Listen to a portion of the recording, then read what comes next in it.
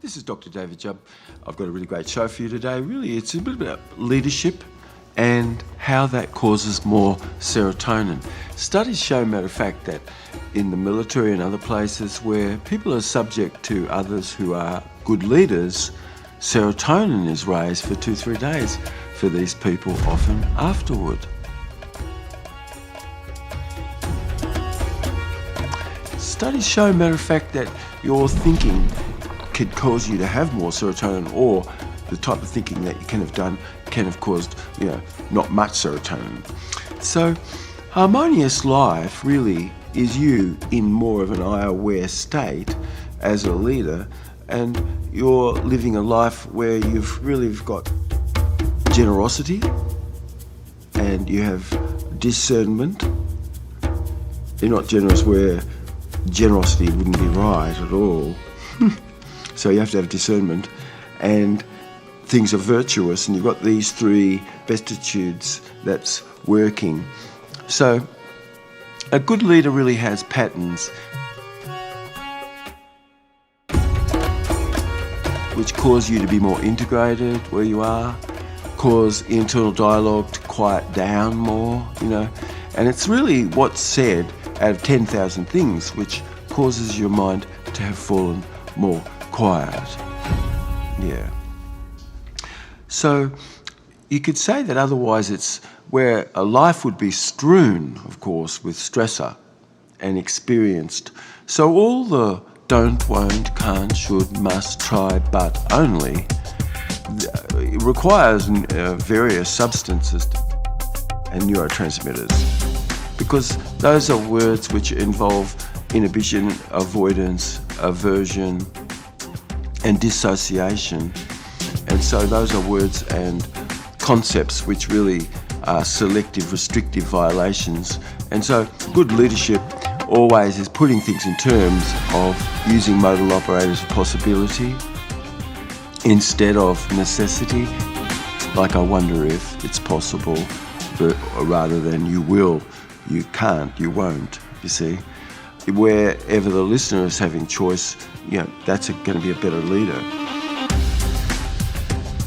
The leadership and your own leadership and your own inner sense of everything really can either be more with interest and pleasure, so it's going to stimulate you to be in the frontal cortex. So your language, as there's no selective restrictive violations, meaning that something that's going on is an aberration ordinarily and will cause some sort of interruptive brain pattern for those who are listening and things. So you've got good leadership, which really is expressing more whole brain functioning, and mood, of course, impacts neurological function.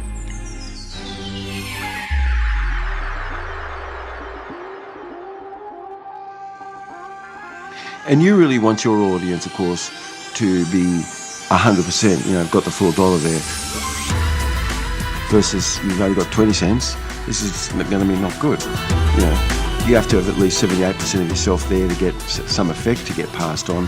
So how integrated you are in a state of associatedness and how congruent you are really causes everyone's interpersonal patterning and social response to be more in a flow rather than real and imagined stresses that can have been being raised. So anything that's imagined and what's real, the body's going to be experienced in the same way, you see. And there's no such thing as negation at a primary level of experience. So I have to say to you, don't look and see a pink elephant with blue polka dots running across green grass. One has to see all of those things to know what not to, you see. So there is no such thing as negation at the primary level of experience. Framing things positively and this sort of thing, you're going to be far better off in your leadership and things, and you're able to connect with people. And so it's like I'm speaking to you and you can feel me connecting with you, and I'm using more active language as I can to connect with you. So as you're listening and watching these shows, you're really getting a better, deeper insight. So it just really shows that you could be more outcome orientated, versus a lot of people really have no outcome and they could be just problem based. And after that, what have you got?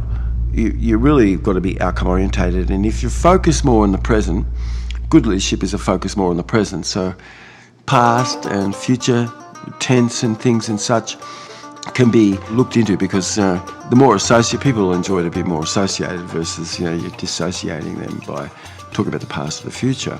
So maturity really is your emotional intelligence to let someone be in their own self, and you can be listening and hearing.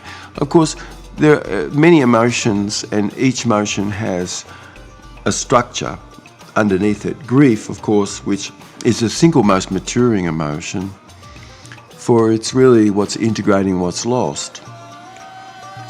And the devastation of, for instance, people who can have lost loved ones or been separated from loved ones and things and such, or having to have found a new base to have to be, or a loss of things which was yours and that was just taken. And then there's all sorts of things going on, isn't there, where warriors and things, and the patterning of ongoing stress, which is a litany of really limited mind patterning that it causes, because aversion causes you not to be able to get into your frontal cortex. And that's what whole brain functioning is about, you see.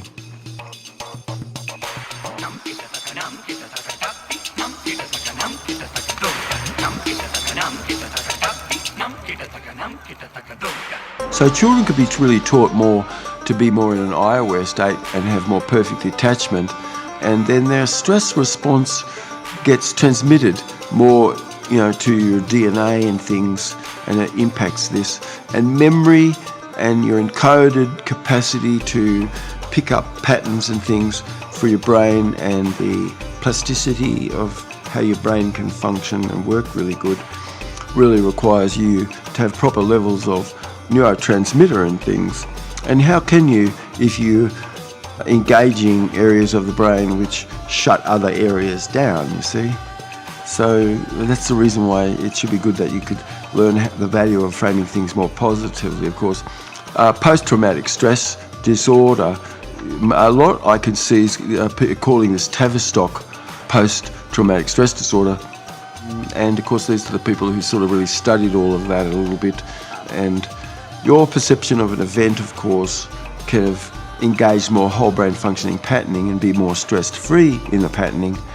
Or it could have ended up with a bit of limited mind functioning and then a stressful response to any changed circumstance or setting.